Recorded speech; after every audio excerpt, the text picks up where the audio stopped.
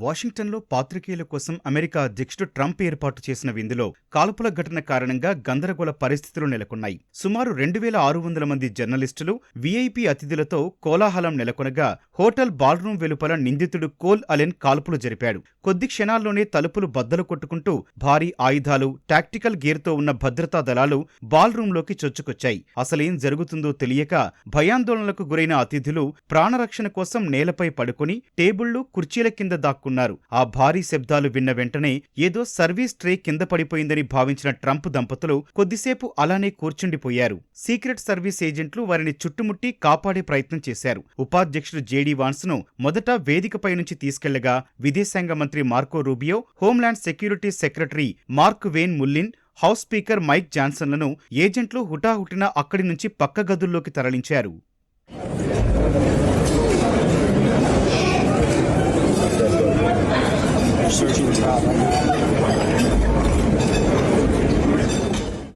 ఆ భయానక వాతావరణం కొద్దిగా సద్దుమణిగాక యుఎస్ఏ అంటూ గట్టిగా అతిథులు నినాదాలు చేయడం ప్రారంభించారు. అప్పటిదాకా ప్రాణభయంతో వణికిపోయిన జర్నలిస్టులు నేలపై నుంచి లేచి వెంటనే తమ రిపోర్టింగ్ పనులను మొదలుపెట్టారు. ప్రపంచానికి సమాచారం పంపేందుకు వైఫై కోసం ప్రయత్నించగా ఆ event wifi password more wine అని తెలుసుకుని ఆశ్చర్యపోయారు. మరోవైపు ఈ ఆకస్మిక ఘటనతో డిన్నర్ కార్యక్రమాన్ని రద్దు చేస్తున్నట్లు నిర్వాహకులు ప్రకటించారు. అయితే ట్రంప్ మాత్రం తాను ప్రసంగిస్తానని పట్టుబట్టారు. కానీ భద్రతా కారణాల దృష్ట్యా సీక్రెట్ సర్వీస్ అధికారులు ఆయనకు నచ్చజెప్పి వైట్ హౌస్ వెనక్కి తీసుకెళ్లారు. రాబోయే 30 రోజుల్లో ఈ కార్యక్రమాన్ని మళ్లీ ఘనంగా నిర్వహిస్తామని ట్రంప్ ప్రకటించారు. బాల్రూమ్ తలుపులు మూసివేయడంతో ఉక్కపోతతో అల్లాడిపోయిన అతిథులను దాదాపు గంట తర్వాత భద్రతా బలగాలు బయటకు పంపించాయి.